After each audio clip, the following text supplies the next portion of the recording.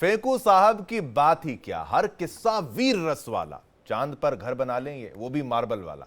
ऐसा आत्मविश्वास कि सच भी शर्मा जाए, फेंकने की अदा में ऊपर वाला भी हैरान रह जाए। जो ना किया हो किसी ने, वो इन्होंने रोज कर रखा है। इतिहास, भूगोल, विज्ञान सबको पीछे कर रखा है। इनके हिसाब से दुनिया ये चलाते हैं, पर इतना क्यों ये दुनिया को पागल बनाते हैं। नमस्कार, स्वागत है आपका। आपके साथ मैं हूं शिवम दत्त मेहता और आज हम बात करेंगे डोनाल्ड ट्रंप की।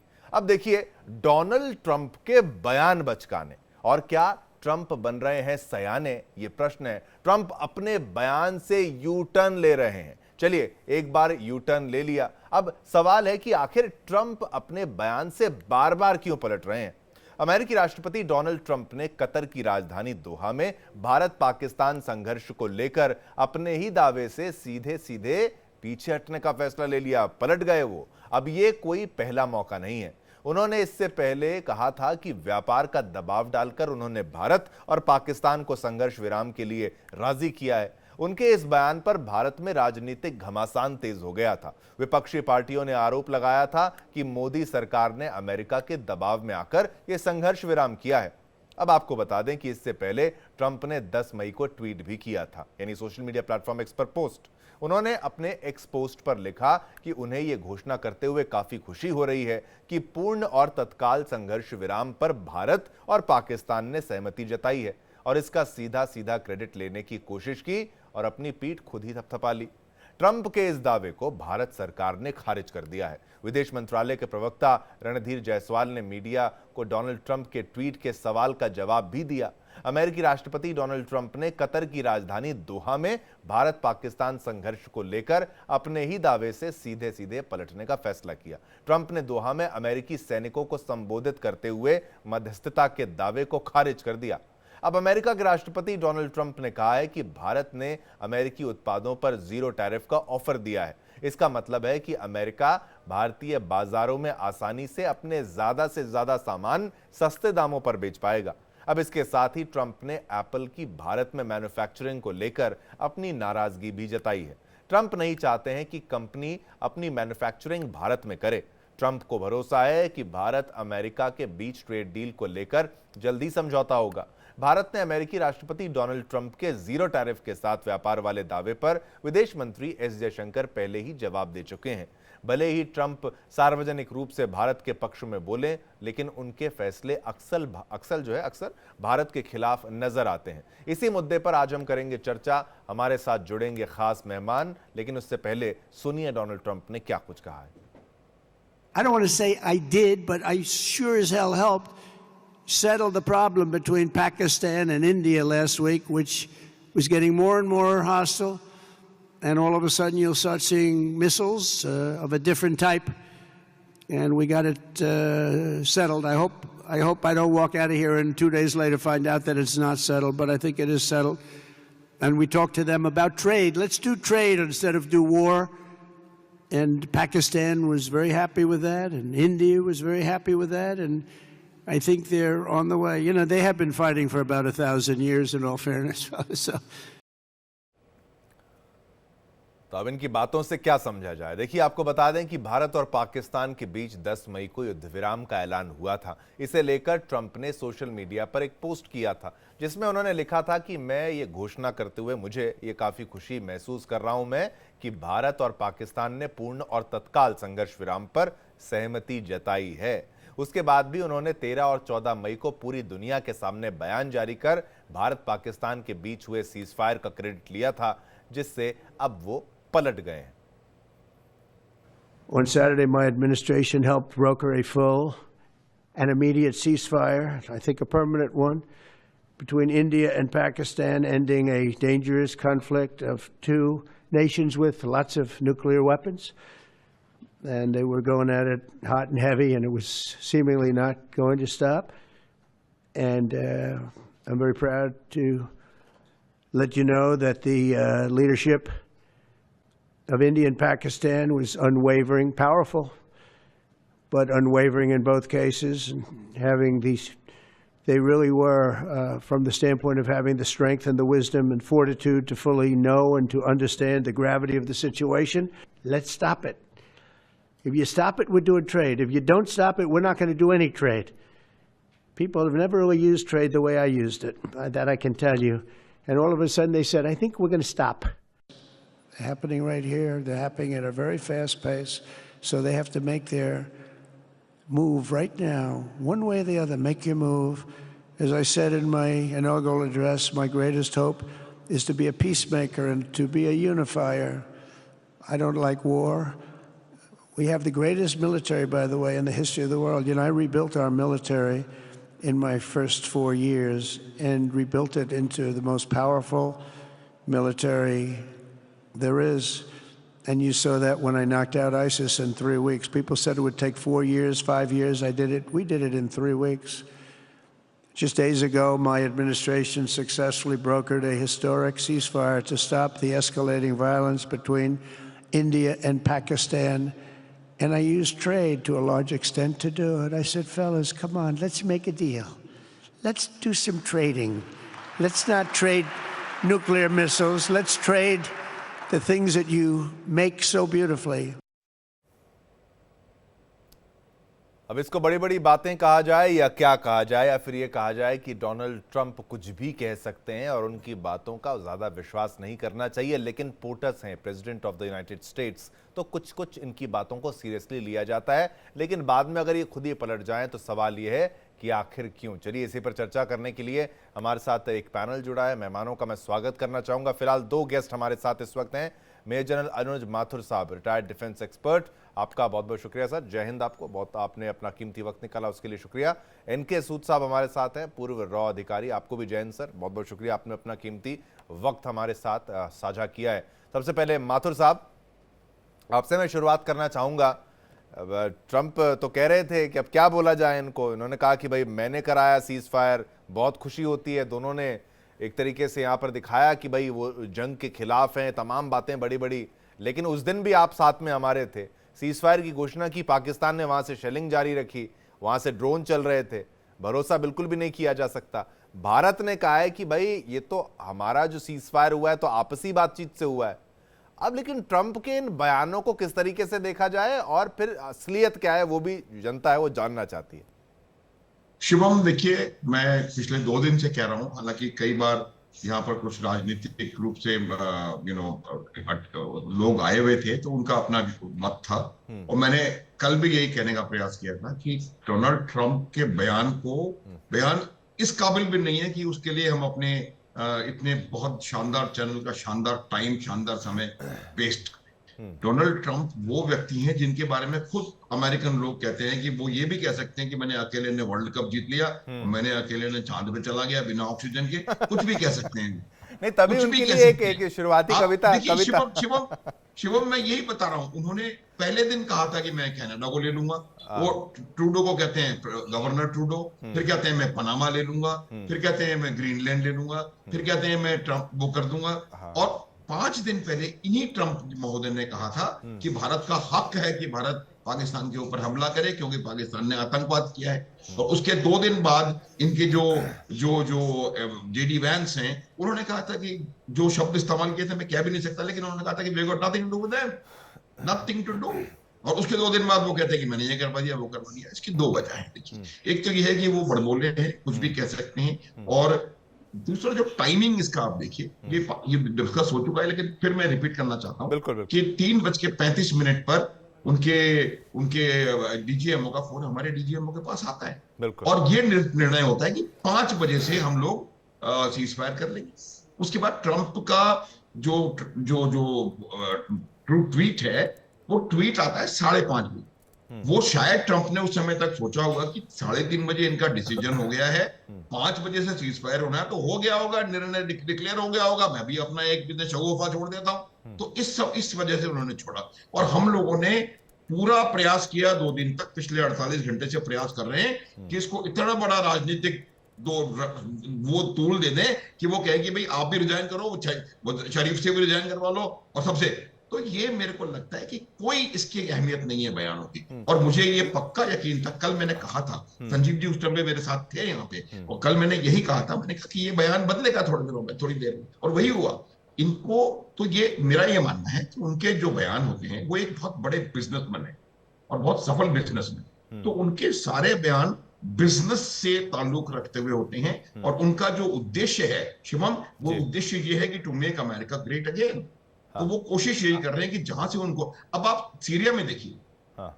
उस व्यक्ति के ऊपर इन्होंने स्वयं करोड़ों डॉलर का इनाम रखा हुआ, और उस करोड़ों डॉलर के इनामी टेररिस्ट के साथ ये ट्रेड कर रहे हैं, उनके साथ बातचीत कर रहे हैं, उसके साथ डील कर रहे हैं। इसका कोई जवाब नहीं है। तो ये जो डबल स्टैंडर्ड्स हैं और डबल स्पीक है, ये डोनाल्ड ट्रंप का स्टाइल है काम करने का, मेरे हिसाब से, मैं समझता हूं। और इस पे हमें अपनी एनर्जी करने की जरूरत नहीं है। इसकी वजह से हमें अपने देश का एनवायरनमेंट बिगाड़ने की भी जरूरत नहीं है, और इनकी वजह से कोई इसका, अब उनका शायद कहीं ना कहीं ये रहा होगा कि मैं ये कह देता हूं और फिर मैं कहूंगा कि मैं इसको वापस ले लूंगा, आप मेरे को जीरो टैरिफ कर दो। हमने अपनी पोजीशन शिवम बिल्कुल क्लियर कर दी। जो मैसेज उस दिन 21 मिनट की प्रधानमंत्री की जो स्पीच थी, उसमें बिल्कुल साफ, बिल्कुल लाउड एंड क्लियर मैसेज पूरी दुनिया को गया है।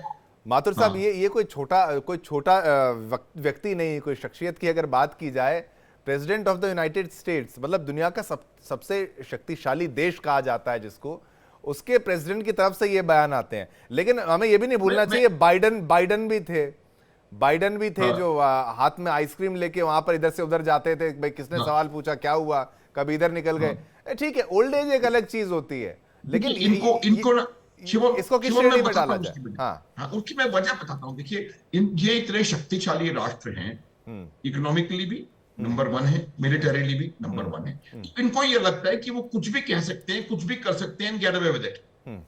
लेकिन ये मुझे लगता है कि ये बिल्कुल ठीक नहीं है। देखिए, मैं आपको एक बात बताता हूँ कि जो अमेरिकन डीप स्टेट है, वो कहीं ना कहीं भारत की प्रगति से, और भारत का जो एक एम है 2047 तक हम एक संपन्न राष्ट्र बनेंगे, उससे कहीं ना कहीं बहुत लोग जो डीप स्टेट वाले हैं वो प्रचंड खुश नहीं है, और वो चाहते हैं। और मैंने पहले भी, आपको शिवम याद हो तो कहा था 3-4 दिन पहले, आप ही थे मेरे साथ, जब मैंने कहा था कि ये जो युद्ध है, इसमें उनका ये आइडिया था कि जो उन्होंने, क्योंकि भारत जो है वो तेजी से प्रगति कर रहा है, और ये भारत की प्रगति चीन और अमेरिका और कुछ और इनके दोस्त, तो दोनों को पसंद नहीं तो फिर आपकी बात से समझ में कि डोनाल्ड ट्रंप का भी भरोसा नहीं करना है ज्यादा, मतलब उतना ज्यादा अभी। मैं बता रहा हूं, डोनाल्ड ट्रंप का भरोसा वहां की जनता नहीं कर रही है। आप उनकी पॉपुलैरिटी में देखिए कितनी गिरावट आ गई है। उनकी जो पॉपुलैरिटी एक तरफ होती है, उनकी जो क्रेडिबिलिटी है, क्रेडिबिलिटी में इतना लॉस हुआ है। क्योंकि देखिए, इस प्रकार के बयान आप देते रहेंगे, आपने कह दिया मैं कनाडा ले लूंगा, कुछ किया आपने?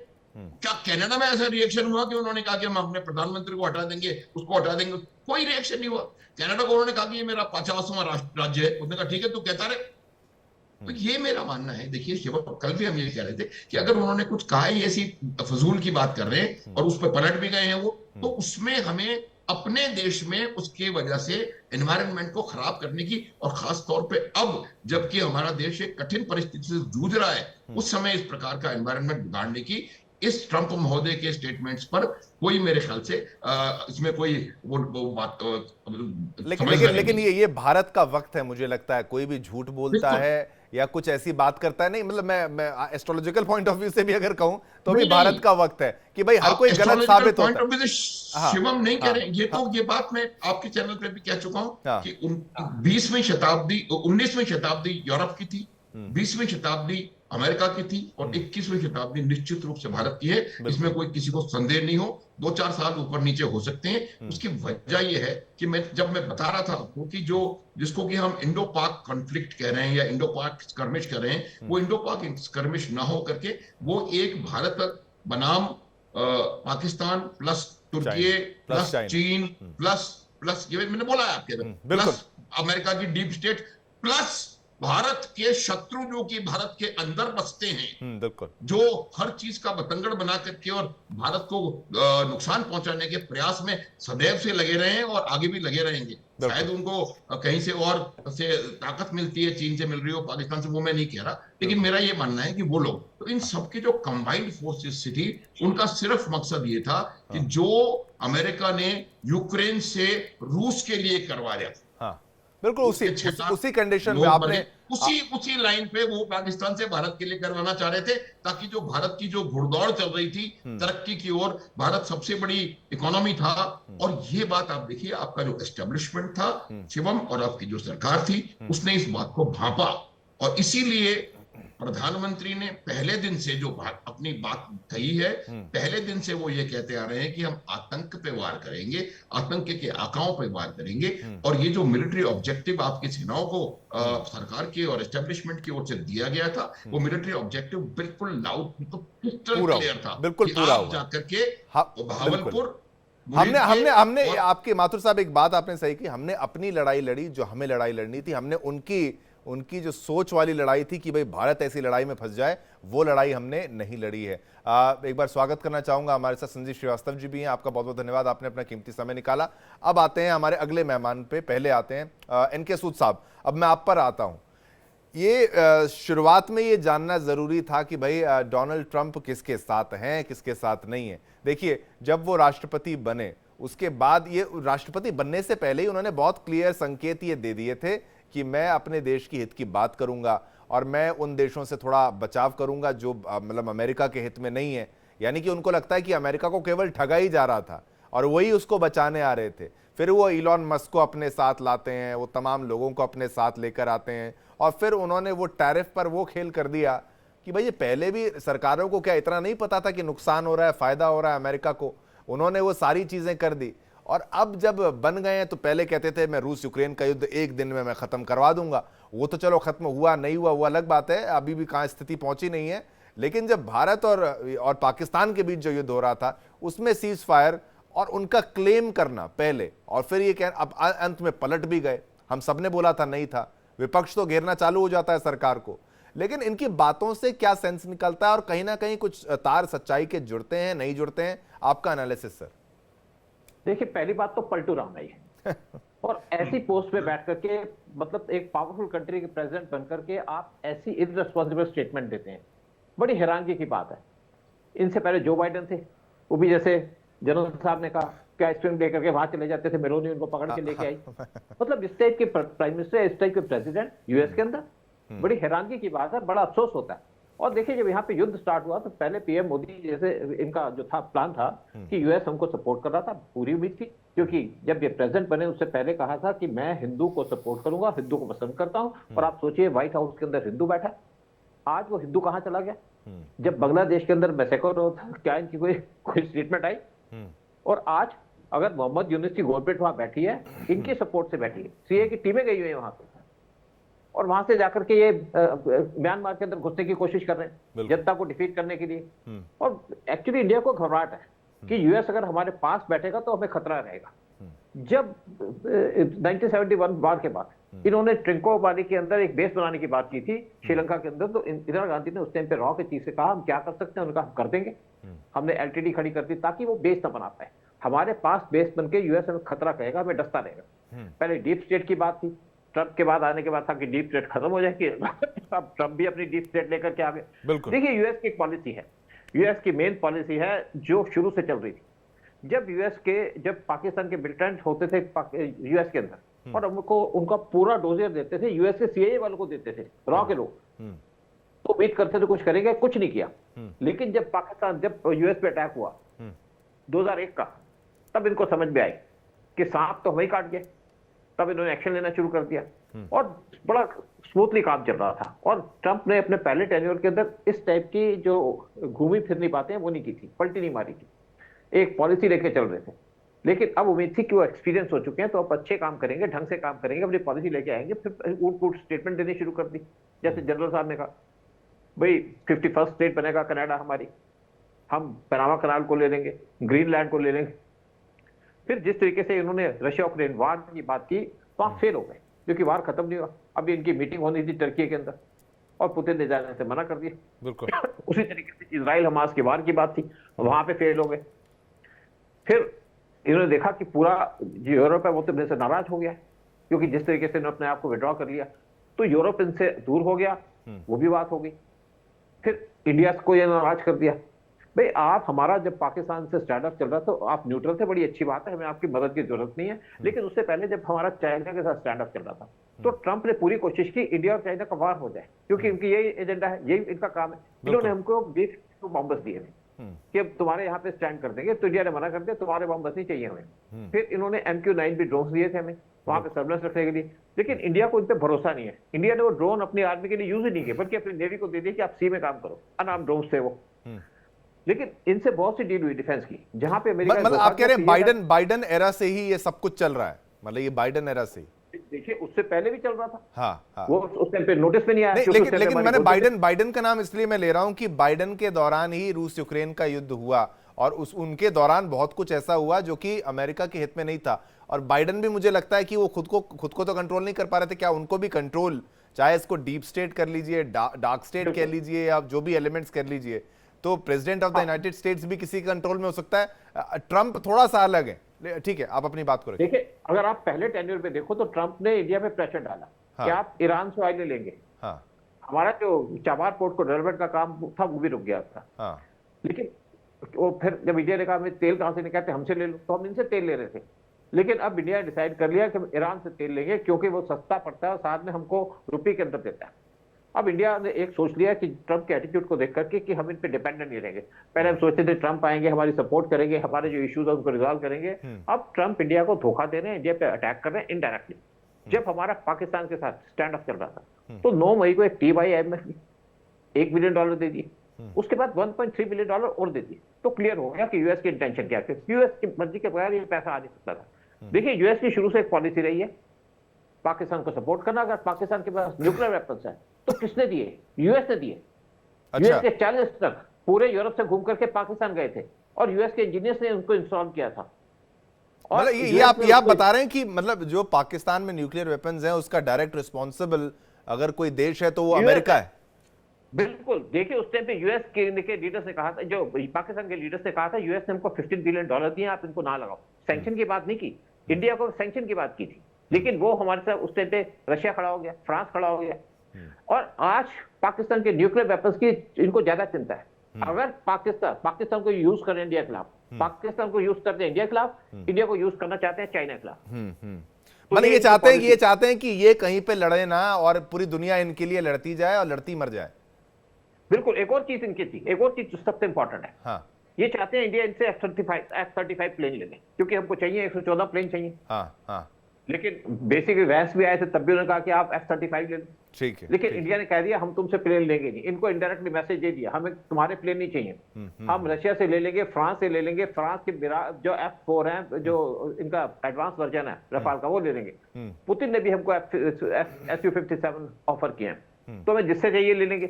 लेकिन अमेरिका से हम ये ले लेंगे तो उसको स्विच ऑफ कर देंगे, मतलब हमारे लिए किसी काम के नहीं रहेंगे। और इनको एक और प्रॉब्लम हुई है, इनका F-16 गिर गया, उससे और ज्यादा इनको प्रॉब्लम हो गई।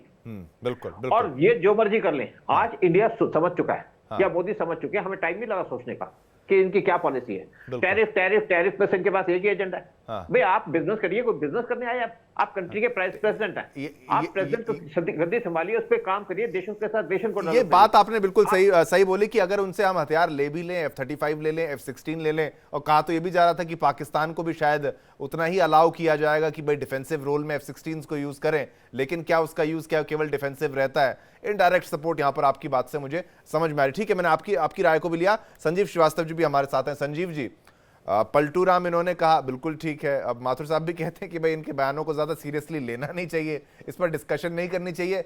लेकिन मुझे लगता है कि भाई अब एक जो साइकोलॉजी होती है ना संजीव जी, आप ये समझते होंगे कि भाई पहले तो देशों को एनालाइज किया जाता था, और एक टाइम ये भी आया कि बड़े बड़े लोगों के माइंडसेट को, अब नरेंद्र मोदी क्या सोचते हैं ये दुनिया के कई देश जानना चाहते हैं। पाकिस्तान तो हर रोज जानना चाहता है क्या सोचते हैं। अब पुतिन क्या सोचते हैं हर कोई जानना चाहता है। अब जब हिटलर का दौर था तो लोगों को उनकी ऐसे व्यक्तित्वों को एनालिसिस करके, साइको एनालिसिस कह लीजिए, कुछ भी कह लीजिए। अब एक आए हैं डोनाल्ड ट्रंप, कोई छोटी मोटी पोजीशन नहीं है उनकी, अमेरिका के राष्ट्रपति हैं, चाहे तो कहीं पर भी अपनी फौज को भेज सकते हैं, कहीं पर भी जीत हासिल कर सकते हैं और बर्बाद कर सकते हैं किसी देश को। लेकिन वो अगर ऐसे बचकाने बयान देंगे, उसमें गंभीरता कितनी, सत्यता कितनी, उसका कितना उसको तवज्जो दी जानी चाहिए? आपका एनालिसिस संजीव जी। देखिए, मैं अभी सूद साहब को सुन रहा था, और मेरा विचार ये है कि यूनाइटेड स्टेट्स ऑफ अमेरिका के बारे में इतनी नकारात्मक तरीके से हमें कंसीडर करने की आवश्यकता नहीं है।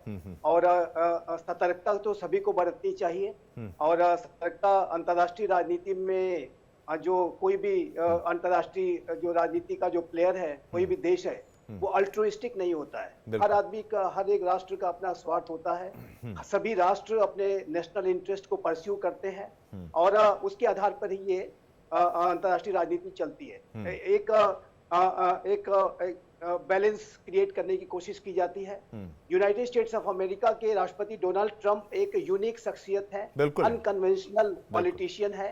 वो राजनीति में आने से पहले कभी भी किसी राजनीतिक पद पे नहीं रहे और जीवन भर उन्होंने बिजनेस वर्ल्ड में अपने संजीव जी, यही उनको अलग बनाता है, मुझे लगता है यही उनको अलग भी बनाता है। मैं एक बार फिर से यहां थोड़ा सा क्लैरिफाई कर दूं कि अगर लोगों को ये ना लगे, संजीव जी भी कह रहे हैं कि भाई हम अमेरिका के अगेंस्ट कुछ, ये हमारी थॉट प्रोसेस नहीं है। डोनाल्ड ट्रंप का भी हम समर्थन करते हैं, बिल्कुल करते हैं, क्योंकि डोनाल्ड ट्रंप वो व्यक्ति है जो कहीं पर युद्ध नहीं चाहते। ये इनके एडवांटेजेस है। संजीव जी आप आगे बोलिएगा, मैं थोड़ा सा एड ऑन ये करता हूं। डोनाल्ड ट्रंप वो भी व्यक्ति हैं जो कि मैं उनके पर्सनल भी थोड़ा बताना चाहूंगा, कभी किसी बच्चे से अगर डोनाल्ड ट्रंप मिलते हैं तो वो उससे कसम खलवाते हैं। ये कॉमन बात है, अपने परिवार में उन्होंने किया है कि बेटा ना तुम कभी ड्रग्स लोगे, वादा करो, बेटा ना तुम कभी शराब पियोगे, वादा करो, तुम कभी सिगरेट नहीं पियोगे, वादा करो। और ड्रग्स को इन्होंने टेररिस्ट एक्टिविटी की कैटेगरी में डाला था। तो उनकी सोच से मुझे वो नहीं है, लेकिन हालिया हरकतों से ये देखिए, मतलब हम थोड़ा सा परिवार में चलता है, वाद विवाद हो जाता है या बातों को समझने का प्रयास, उस अंदाज में। संजीव जी आप अपनी बात को आगे बढ़ाएं।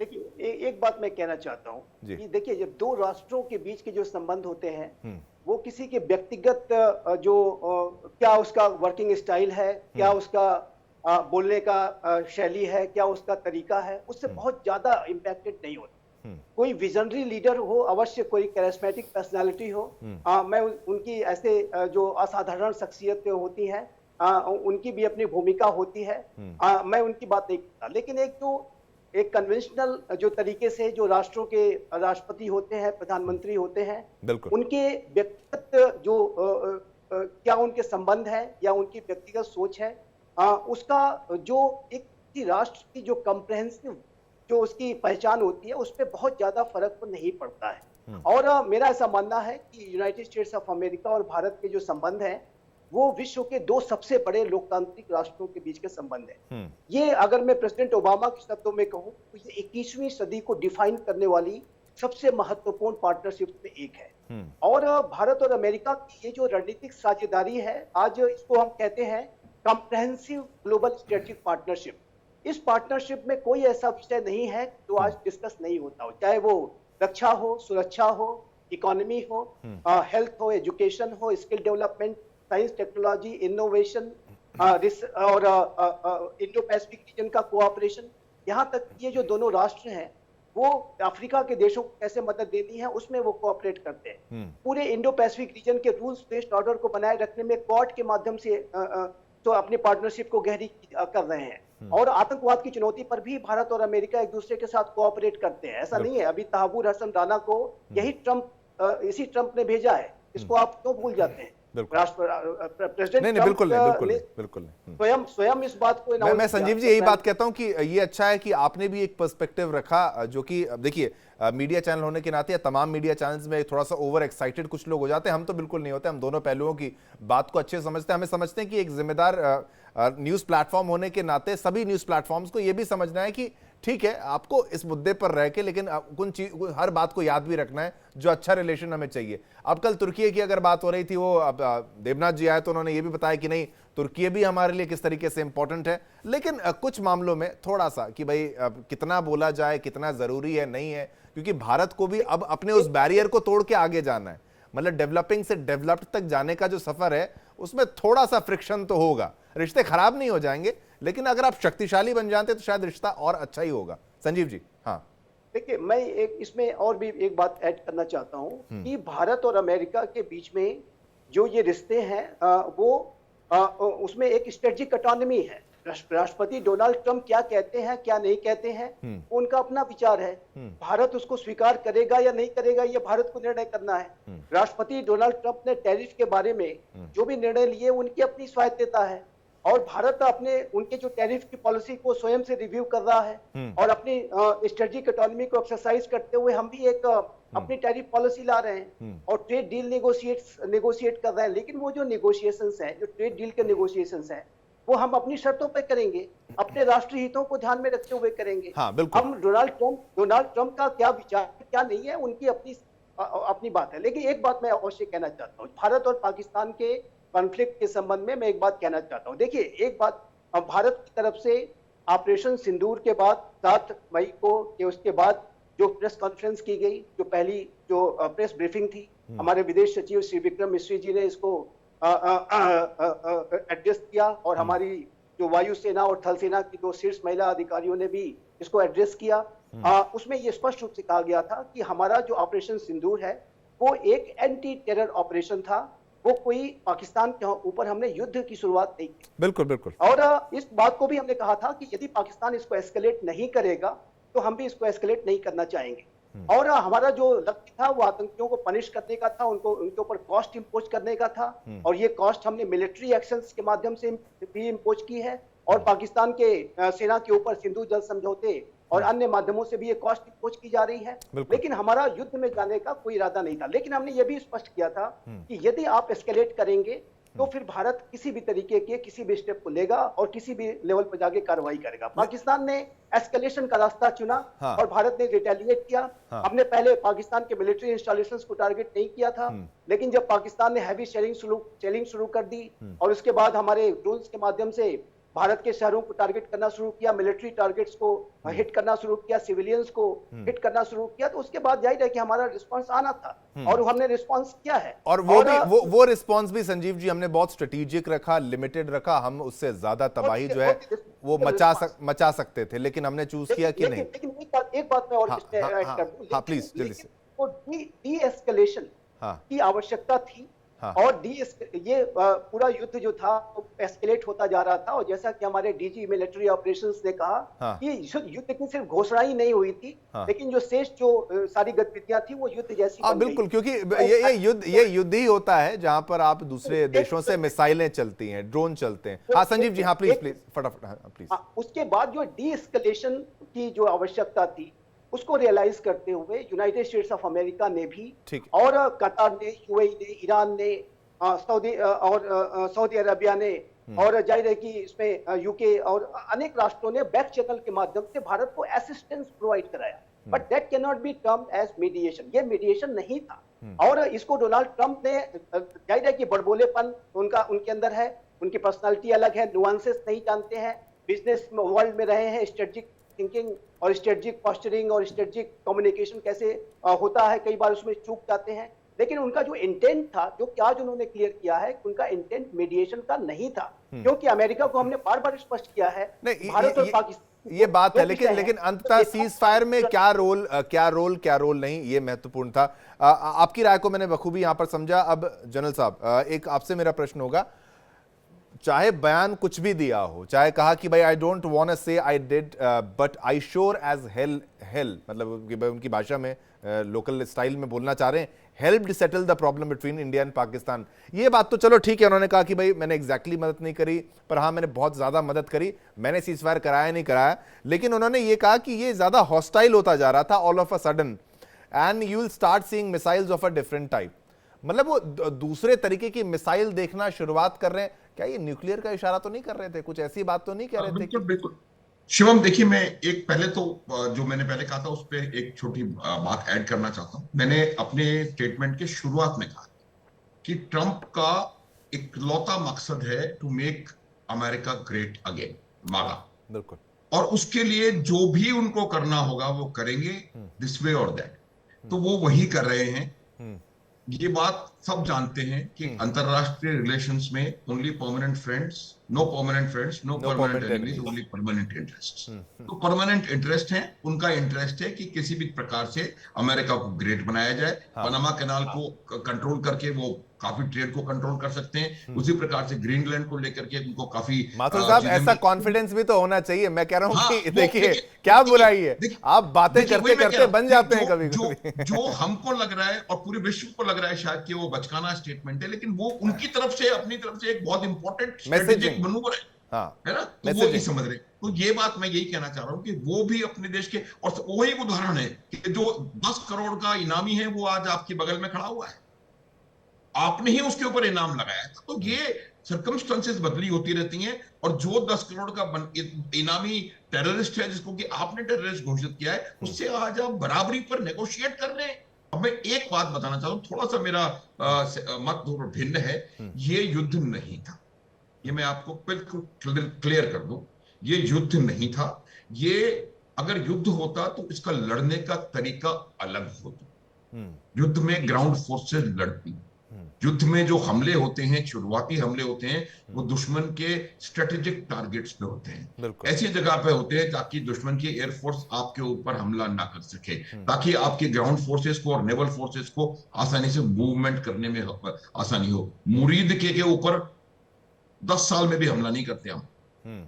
मुजफ्फराबाद में हमला 50वीं प्रायोरिटी पे होता। बहावलपुर यस, क्योंकि बहावलपुर एक बहुत बड़ा स्ट्रेटेजिक सेंटर है, बहुत बड़ा, तो सारे हमले और लॉजिस्टिक सेंटर्स पे, कमांड एंड कंट्रोल सेटअप मतलब वो उतना बड़ा नहीं हुआ, ये इसको आप बड़ा नहीं कहेंगे। हाँ, मैं यही कह रहा हूं कि युद्ध था ही नहीं। अगर युद्ध होता तो इस प्रकार होता, युद्ध होता तो इस प्रकार होता। ये क्या होता है, जब भी कोई मिलिट्री एक्शन आप लेते हैं तो आपको एक क्लियर कट ऑब्जेक्टिव दिया जाता है सरकार के द्वारा, गवर्नमेंट एस्टेब्लिशमेंट के द्वारा, कि हमारा ऑब्जेक्टिव है मुरीद के, बहावलपुर और मुजफ्फराबाद में स्थित आतंक के अड्डों को तबाह बर्बाद करना और आतंकवादियों पर मैक्सिमम नुकसान पहुंचाना। सिर्फ ये उद्देश्य, ये एम था, मिलिट्री एम, और उस मिलिट्री एम को हमने 25 मिनट में पूरा कर दिया। अगर युद्ध होता तो हम और आगे जाते, वो करके हम आकर के बैठ गए अपनी जगह पर। शाम तक हमने कुछ नहीं किया, बिल्कुल एक राउंड, एक भी जवान ने एक भी कदम लाइन ऑफ कंट्रोल या इंटरनेशनल बॉर्डर के आगे नहीं बढ़ाया। ये युद्ध नहीं होता। बिल्कुल बिल्कुल बिल्कुल, ये मिलिट्री एक्शन था अगेंस्ट टेरर। फिर जब पाकिस्तान ने एस्केलेट किया तो हमने फिर रिस्पॉन्ड किया, मेजर्ड, नॉन एस्केलेटरी और बिल्कुल मेजर्ड उनको रिप्लाई दिया, और सिर्फ उनके एडी रिसोर्सेज को हमने डिग्रेड किया। फिर दोबारा उन्होंने किया तो हमने उनके एयरफील्ड्स पे हमला किया। तो ये किसी भी प्रकार से किसी भी युद्ध की मतलब हमारा मकसद उनकी फौज को मारना नहीं था, और हमने उनके रनवेज को बर्बाद किया ताकि उनके प्लेन्स ना उड़े और एयर डिफेंस को बर्बाद किया। वो इसलिए किया, वो नहीं किया, वरना हमको पहले दिन वो करना चाहिए था। हमने वो नहीं किया। दूसरे दिन भी जब उन्होंने 400 ड्रोन हमारे ऊपर लॉन्च किए, फिर भी हमने सिर्फ एडी रिसोर्सेज को न्यूट्रलाइज किया। तीसरे दिन जब उन्होंने दोबारा हमारे ऊपर हिमाकत करी, तब जाकर के हमने उनके 11 एयरफील्ड पे हमला किया। देखिए मैं एक बात बताऊं, पाकिस्तानी जैसा राष्ट्र, पाकिस्तान जैसा अनबिलीवेबल और अनप्रेडिक्टेबल राज्य अगर कहीं ना कहीं अपने घुटनों पर आया है, और 3:30 बजे तीसरे दिन उनके डीजीएमओ ने हमारे डीजीएमओ से लगभग भीख मांगते हुए कहा है कि इसको बंद करो, तो आप देखिए शिवम, इसमें कुछ ना कुछ बड़ा कुछ ना कुछ हुआ है। तभी वो बार बार America, US president different type of missiles की बात कर रहे हैं। हाँ, ये प्रश्न, ये मेरा मुख्य प्रश्न है कि भाई वो different, now you start seeing different type of missiles, and मतलब ये क्योंकि आप और भी कई चीजें, कई डॉट्स हैं जो कि हमारे को नजर आ रहे हैं। हो सकता है आने वाले टाइम में वो डॉट्स कहीं ना कहीं जाकर के मिल जाएं। अब वो सारे डॉट्स तो सोशल मीडिया पर ज्यादा है। बोरोन का शिपमेंट इजिप्ट से आना, वो जो न्यूक्लियर वाला जो उनका किराना हिल्स किराना हिल्स में तो अटैक किया गया, लेकिन ये जो जहाज आया है अमेरिका से जो आया है, जो उसको न्यूट्रलाइज करने के लिए, वो बोरोन का जहाज जो इजिप्ट से आया है, क्योंकि नाइल में बहुत बोरोन है, वो तो ये तमाम ये माथुर साहब, ये क्या ये कॉन्स्पिरेसी थ्योरी है कि वाकई जहाज आए हैं, आपको लगता है? हो सकता है, क्योंकि उनको क्या हुआ है, देखिए जब हमने नूर खान एयरपोर्ट पे हमला किया, वहीं उनके पास उनके न्यूक्लियर एसेट्स हैं, और उन्होंने डीप टनल्स बना रखी हैं। डीप मतलब इतनी डीप कि वो टेक्नोलॉजी पाकिस्तान के पास नहीं है, किसी के पास नहीं है दुनिया में। वो टनल्स चाइना की मदद से बनी है, और उन्होंने इतनी डीप टनल बना रखी थी कि कोई दुनिया का बम वहां तक पहुंच नहीं सकता था। अब क्या हुआ है, कैसे हुआ, ये मैं इसके ऊपर मैं कमेंट करने वाली परिस्थिति में अभी नहीं हूं, लेकिन वहां कुछ हुआ। और जब वो कुछ हुआ तो उनको लगा कि यार इसके जो 6-7 एंट्री पॉइंट्स हैं, लगभग तमाम कहीं ना कहीं इसके चपेट में आ गए। तब उनको लगा कि कुछ और बड़ा नहीं हुआ हो, इसलिए वो दौड़ के गए।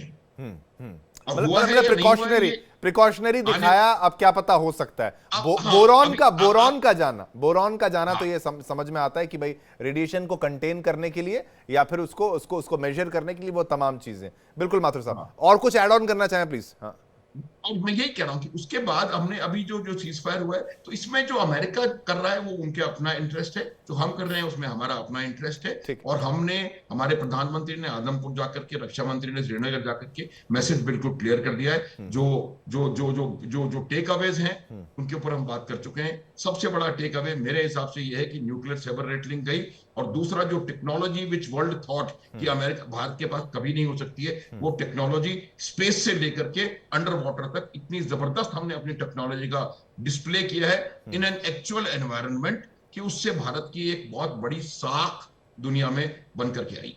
शिवा, बिल्कुल साख बनकर के आई है। लेकिन ये जो न्यूक्लियर एस्केलेशन की बात कही जाती है, इस पर थोड़ा सा और समझना होगा। इनके सूद साहब, अब ये सारी बातें इस ओर इशारा करना, और ये प्रश्न मेरा आपसे भी रहेगा, you start seeing missiles of different type, और ये डिफरेंट टाइप का मतलब क्या एस्केलेशन बता रहे थे डोनाल्ड ट्रंप, या फिर वो केवल ये कहने का प्रयास कर रहे थे कि नहीं और भी कुछ लेवल के हथियार थे?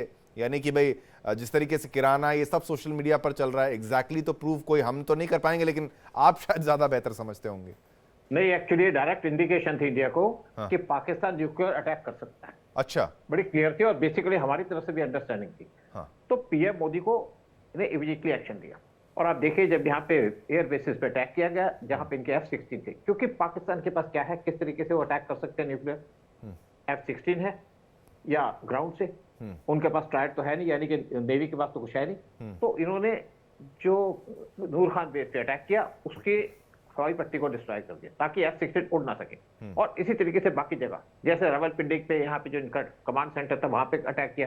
फिर जो किराना हिल था जहां पे इनकी मिसाइल रखी थी उस पे मिसाइलें फेंकी, स्पेशली मिसाइलें फेंक करके उसके गेट को बंद किया ताकि वहां से मिसाइलें बाहर ना आ सके, और इसी चक्कर में पाकिस्तान का कोई नुकसान भी हो गया होगा और पाकिस्तान घुटनों पे आ गया।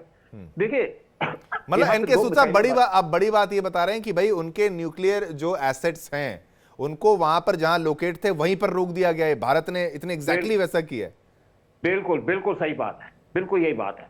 देखिए एक और बात कहूंगा मैं आपसे, हाँ, हाँ, कि 1971 का वार हुआ था, हाँ, तो पाकिस्तान तो बांग्लादेश के अंदर जो इनके कर्नल जनरल थे और उनके आर्मी चीफ थे, उनसे कहा सरेंडर कर दो।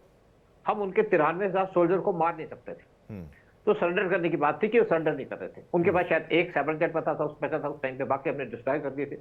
तो ये भी नहीं पता था कि दोनों कहाँ हैं। एक मैसेज पकड़ा गया रॉ के द्वारा कि दोनों अपने घर से निकल रहे हैं, जहां पे छुपे हैं वहां से आकर के 5 स्टार होटल में उनकी मीटिंग है। तो मीटिंग से पहुंचने से पहले हमने उस होटल को उड़ा दिया और दोनों ने वहां पे सरेंडर कर दिया। इसी तरीके से हमने पाकिस्तान को मैसेज दिया था कि शहबाज शरीफ के घर से 20 किलोमीटर दूर मिसाइल फेंकी थी। जब हम इनके न्यूक्लियर अड्डों पे अटैक कर सकते तो उनके घर पे भी कर सकते थे। और उसी तरीके से रावलपिंडी के जो स्टेडियम था वहां पे अटैक किया, जो आसिफ मुनी के घर से 10 किलोमीटर दूर था। एक मैसेज दिया गया उनको, हम इनके ऊपर भी अटैक कर सकते थे, लेकिन एक मैसेज दिया गया जो पाकिस्तान समझने को तैयार नहीं था। मतलब सूद साहब आप ये कह रहे हैं कि अगर हम चाहते तो आसिफ मुनीर को भी हम टांग सकते थे और मतलब प्राइम मिनिस्टर को भी हम संदेश क्या मतलब मिसाइल दाग सकते थे उनके ऊपर। देखिए इनका जो टेररिस्ट था जो छुपा हुआ था भावलपुर के अंदर, वो उसी घर के अंदर था जहां मिसाइल मारी गई। मतलब उसके घर पे मिसाइल मारी गई मसूद अजहर के। हाँ। और ये पूरी इंफॉर्मेशन थी कि मसूद अजहर उस घर के अंदर है। अच्छा। लेकिन ये कहते हैं कि हमारे सोर्सेस कि मसूद अजहर उस घर से शायद 2 मिनट पहले निकल गए और बच गए, बाकी उनके 14 लोग मारे गए। तो एक अब इंडिया ने पाकिस्तान से कहा कि आप ये जो टेररिस्ट इनको आपको भेज दो, नहीं तो फिर हम कुछ करेंगे। मतलब पूरी तैयारी हो चुकी है सबको मारने की, एलिमिनेट करने की। कुछ गनमैन भी हैं जो उनको मार सकते हैं, नहीं तो मिसाइल भी मारी जाएगी। और वैसे भी पाकिस्तान की तरफ से स्टेटमेंट आई है कि जो हमारा आपस में सीज फायर थी ये सिर्फ 18 मई तक है, तो उसके बाद कुछ एक्शन हो सकता है। हाँ, नहीं मतलब मसूद अजहर बाई लक बच गया, आप कह रहे हैं कि मसूद अजहर बचने के कारण बाई लक है। बिल्कुल। हाँ। बिल्कुल। और सेकंड पॉइंट ये कि आप कह रहे हैं कि न्यूक्लियर तक एस्केलेट हो चुका था, पाकिस्तान वो कर देता। देखिए नहीं तो हमें नूर खान बेस पे अटैक करने की क्या जरूरत थी? यहाँ पे F-16 खड़े हैं, F-16 उनको दे जा सकता था ना, तो वहां से F-16 ऑपरेट ही नहीं हो पाए। पाकिस्तान देखिए, पाकिस्तान धमकी तो देता है लेकिन पाकिस्तान कमजोर कंट्री है। कमजोर है इसलिए तो न्यूक्लियर आर्म्स की धमकी देता है। हमने तो कभी नहीं दी, चाइना ने तो कभी नहीं दी किसी को धमकी। ये रशिया ने इनको शायद दी होगी एंड में कि अगर आप हम ज्यादा हमको तंग करोगे तो हम जरूर न्यूक्लियर आर्म्स को चला देंगे। पाकिस्तान ऐसी कंट्री है जो कुछ भी कर सकता है। हाँ। और अब भी उस पर बात रखी जा रही है। ठीक है, ठीक है, मतलब ये मैसेजिंग। एक बार माथुर साहब पर मैं फिर आऊंगा, श्रीवास्तव साहब आप पर भी मैं आता हूं, लेकिन माथुर साहब इनकी बात को मिलिट्री पर्सपेक्टिव से अगर आप थोड़ा मुझे समझाएं, क्या वाकई कुछ इस तरीके का आपको भी लग रहा है अंदाजन ये ऐसा हुआ? और दूसरा, क्या उनके पास अगर एक फायर उनको करना है, इस तरीके के हथियारों तक एस्केलेट करना है, तो क्या वो F-16 ही करेंगे या फिर वो बाई लैंड मिसाइल से भी हो सकता है तमाम चीजें? शॉर्ट देखिए, मैं आपको थोड़ा सा ये बताता हूँ शिवम, क्या होता है कि F-16, एक तो ये बताना चाहता हूँ कि F-16 सिर्फ नूर खान में नहीं है, और इनकी जो स्क्वाड्रन्स हैं 2 जगह और है, पहली बात। दूसरी बात क्या है कि सबसे बड़ी जो हमारी अचीवमेंट थी वो इलेक्ट्रॉनिक वॉरफेयर में हमने किया था, और इलेक्ट्रॉनिक वॉरफेयर से उनके जितने भी सिस्टम्स हैं उनको हमने इस कदर डेग्रेड कर दिया था या जैम कर दिया था कि मैं आपको ये कह सकता हूं कि खबर है, इस क्या बिल्कुल 100% सही है या नहीं है, कि हमारे जो सुखोइस थे वो इस्लामाबाद के ऊपर उड़ रहे थे, जिनको कि आप शायद नंगी आंख से देख पा रहे थे, लेकिन उसके ऊपर कोई एक्ट नहीं कर पा रहे थे क्योंकि आपके पास उसके ऊपर कुछ भी फायर करने की काबिलियत बची नहीं थी। अच्छा। तो इस हद तक उसको हमने डिग्रेड किया था, और ये बात बिल्कुल सही है कि हमने कहीं ना कहीं वो जो टनल्स की मैं बारे में बात कर रहा हूं, जो कि इतनी डीप टनल चाइना ने बनाई है उनके न्यूक्लियर आर्सेनल को रखने के लिए, वहां 6 एग्जिट्स हैं टोटल। अच्छा। जो खबरें आ रही, उनमें से 5 के ऊपर डायरेक्ट उनको उसकी जद में आ गए थे, चपेट में आ गए थे। इनको लगा कि भाई ये पिन पॉइंट, जैसे इजराइल फायर करता है वैसे इस्माइल हानिया को मारने के लिए तेहरान में, वैसा कर सकते हैं। इन्होंने करके दिखाया, मुरीद के में, मुजफ्फराबाद में और भावलपुर में। उसके बाद इन्होंने सारा एडी हमारा ध्वस्त कर दिया, और फिर ऐसे घूम रहे थे अपने फाइटर प्लेन्स लेकर के कि जैसे पूरा टोटल एयर कंट्रोल, इसको बोलते हैं एयर कंट्रोल। तो we had a total air control, पूरी एयर स्पेस हमारे लिए थी। पाकिस्तान ना तो उनकी एयरफोर्स कुछ कर पा रही थी, और ना ही उनके ground based air defence systems कुछ कर पा रहे थे। और तीसरी बात ये थी कि हमने उनको किराना हिल पर या नूर खान पे या जो भी आप कह रहे हैं वहां पर डायरेक्ट स्ट्राइक करके उनको ये बता दिया था कि कुछ और किया तो we are capable of doing this. तो ये मिलिटरीली हमने क्या करने की कोशिश की थी कि उनकी जो अगर वो न्यूक्लियर एस्केलेशन करना चाहते हैं तो जो न्यूक्लियर एसेट्स हैं उनको वो निकाल ही ना पाए अपनी टनल्स में से। ये हमारा कहीं ना कहीं तो सारा कुछ क्या किराना में है या फिर और भी जगह उनका प्लेसमेंट है? इसको कह नहीं सकते, लेकिन मेरा ये मानना है कि उस प्रकार की टनल्स शायद वहीं बनी हुई हैं, और उनका जो न्यूक्लियर आर्सेनल वहीं सबसे ज्यादा सेफ उनको लगता है, और इसीलिए उसके चारों तरफ सरगोदा ये वो काफी उन्होंने एसेट्स इकट्ठे करके रखे हुए हैं, एयर डिफेंस एसेट्स भी हैं, और ऐसा भी नहीं है कि उनके पास बहुत बड़ा जखीरा है न्यूक्लियर आर्सेनल का। तो जो भी थोड़ा बहुत है, तो मेरे को लगता है 100-150 बम वहीं होंगे, या और भी कहीं हो सकते हैं, मैं कह नहीं रहा हूं उसके बारे में, क्योंकि लेकिन उसका कोई रिएक्शन नहीं हुआ, और वो आए दौड़ करके सीज़फायर मांगने। तो मैं यही कह रहा हूं कि उनको इतनी भीषण चोट लगी है कहीं ना कहीं कि वरना मैं पाकिस्तान 4 दशकों का मेरा जो अनुभव है वो ये कहता है कि पाकिस्तान सीज़फायर के बाद भी मानने वाले लोगों में से नहीं है। ये पाकिस्तान वो है जिन्होंने 17 दिसंबर 1971 को कहा था कि हम जीत रहे हैं, जबकि 16 को सरेंडर हो चुका था। तो और ये अपनी मीडिया, इनकी मीडिया तब भी इनके रेडियो में कहा जाता है, इस तरह की खबरें चल रही थी कि हम फतेह हासिल कर रहे हैं। और ये वो आपको इजराइल की 6 डे वॉर, वो तमाम युद्ध में भी याद होगा, वहां पर भी यही नाटक चलता है। मेरा ये मानना है कि उन पर उनकी डोमेस्टिक प्रेशर इतना ज्यादा होता है कि उसको अपनी डोमेस्टिक ऑडियंस को सेटिस्फाई करने के लिए हर किस्म का झूठ बोलना एक मजबूरी है वहां पर। सूद साहब कुछ कहना चाहते हैं, संजीव जी आप पर आना। आप 1967 का वार देखिए, इजराइल और आपके इजिप्ट के बीच में। इजराइल ने क्या किया, इनके एयरपोर्ट पे गए, जो वहां पे इनके रडार लगे थे उनको निकाला और वापस आ गए। रशिया बहुत नाराज हुआ उनसे, और उसके बाद इजिप्ट हार गया। इसी तरीके से हमने पाकिस्तान के जो आपके रडार थे या उनके जो मिसाइल सिस्टम थे या उनके मतलब जो एयर डिफेंस सिस्टम थे, सबसे पहले उनके अवाक्स निकाला। ये हमने यहाँ पे लाहौर पे इसलिए अटैक किया कि लाहौर से अटैक करना चाह रहे थे हमारे आपके क्या गोल्डन टेम्पल के ऊपर, वहां पे उनके डिफेंस सिस्टम को निकाल दिया हमने। फिर हमने बाकी सिस्टम जैम कर दिया, कहीं पे स्ट्राइक किया, कहीं पे मतलब ये जो बताते हैं खालिस्तान करते हैं, और ये गोल्डन टेम्पल पर सोचिए ये क्या संदेश देना चाह रहे थे और ये क्या कुछ कर जाते, और भारत पर आरोप लगाने का नाटक यहाँ पर। सूद साहब आपकी बात को मैंने लिया, लेकिन अब संजीव श्रीवास्तव जी आप पर मैं आना चाहूंगा। एक तो महत्वपूर्ण बात हमें ये समझनी होगी संजीव श्रीवास्तव जी कि भाई ये बात है कि भाई आर्म्स डील की जब बात की जाती है संजीव जी, तो इसमें चाइना का रोल तो है ही है, अमेरिका का भी रोल है, अमेरिका को भी इंटरेस्ट है पाकिस्तान में। IMF ने भी लोन दिया ही दिया, इतना हमने विरोध किया कि भाई नहीं देना चाहिए था। और अब जो लेटेस्ट खबर आ रही है कि सऊदी अरेबिया के साथ अमेरिका ने, ये जो बातें चल रही हैं, $142 बिलियन का डिफेंस डील कर लिया, इतना बड़ा डिफेंस डील कर लिया यूएई। हाँ, आपका ऑडियो अनम्यूट कर लीजिए सर। हाँ, आपका ऑडियो सर। हाँ। देखिए, डोनाल्ड ट्रंप एक बिजनेसमैन पॉलिटिशियन है, एसेंशियली वो बिजनेसमैन है और वो ट्रांजैक्शनल है और वो हर जगह जहां कहीं भी उन्हें अवसर मिलता है वो डॉलर्स को जो है कमाने के मौके नहीं चूकते हैं और ऐसे में वो डिफेंस डील के माध्यम से भी वो डॉलर्स कमा रहे हैं। और अभी उन्होंने तो यूक्रेन को भी इस बात के लिए मजबूर कर दिया है कि एक मिनरल डील पर वो साइन करे और यूक्रेन को ऐसा करना पड़ा। तो ये डोनाल्ड ट्रंप की वर्किंग स्टाइल है और जो डोनाल्ड ट्रंप जाहिर है कि यूनाइटेड स्टेट्स ऑफ अमेरिका का जो एक बड़ा मिलिट्री इंडस्ट्रियल कॉम्प्लेक्स है उसके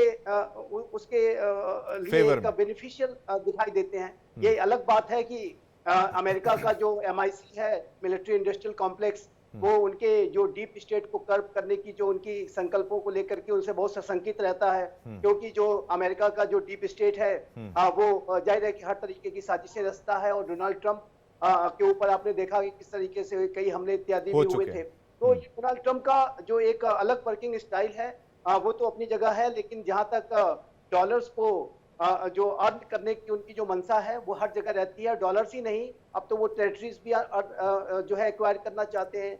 वो पूरे कनाडा को 51st state of the United states of America के तौर पर देखना चाहते हैं और जो डेनमार्क का जो ग्रीनलैंड है उसको अमेरिका में मिला लेना चाहते हैं, पनामा कैनाल पे कब्जा कर लेना चाहते हैं। तो ये डोनाल्ड ट्रंप के जो एक एम्बिशंस हैं वो बड़े हैं। Make America great again, greater again, जो भी उसको आप कह लें। लेकिन जाहिर है कि जो अभी उन्होंने जब ये यात्रा की है मिडिल ईस्ट की, तो ऐसे में वो बड़ी डील्स कर रहे हैं। टर्की के साथ भी एक डील की है और अब सऊदी अरेबिया की नहीं तो संजीव जी, ये सब जब हो रहा है, मैं आपसे, क्योंकि समय अंत के करीब हो जाएंगे, तो मैं आपसे ये पूछूं कि भारत कहीं यहां पर लूज तो नहीं कर रहा है? अभी टर्की ने जो किया तो हमने एक इनिशियल रिस्पांस जो लोगों की तरफ से आया, लोग गुस्से में आ गए कि भाई ये जो ड्रोन्स थे ये टर्की के थे। अमेरिका ने जो किया, ठीक है, ट्रंप ने ऐसा कुछ किया तो नहीं, लेकिन उनकी बातों से लोगों को लगा भाई अब ये क्यों बोल रहे हैं।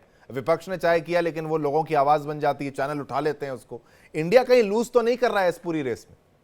मैं आपके चैनल के माध्यम से दर्शकों के जो इस प्रोग्राम को देख रहे हैं, मैं स्पष्ट रूप से कहना चाहता हूं कि भारत के इस ऑपरेशन सिंदूर के बाद जो भारत की जो प्रतिष्ठा है वो विश्व में बहुत ऊंची हुई है। हमारी सेनाओं को एक बहुत बड़ी सफलता मिली है, बड़ा पराक्रम हमने स्थापित किया है और अब भारत की जो इमेज है आतंकवाद के संदर्भ में भी अब एक ऐसे राष्ट्र की बन गई है कि जो कि जीरो टॉलरेंस पर चलता है, साथ ही साथ एक ऐसा राष्ट्र जो कि आतंकवाद को न तो भूलता है न उसे माफ करता है और आतंकियों को उनके कृत्यों की सजा दिलाता है। और अब तो हमारे प्राइम मिनिस्टर ने एक नया बार सेट कर दिया है, न्यू नॉर्मल सेट कर दिया है और जिसमें ये कहा गया है कि अब हम आतंकियों में और आतंक के पनाहगारों में कोई भेद नहीं करेंगे। यानी कि यदि अगला पाकिस्तान की तरफ से किसी तरीके का भारत पर हमला किया जाता है तो हमारी जो कार्रवाई होगी वो आतंक के ठिकानों के साथ साथ उसको सपोर्ट करने वाली जो एस्टेब्लिशमेंट है पाकिस्तान की,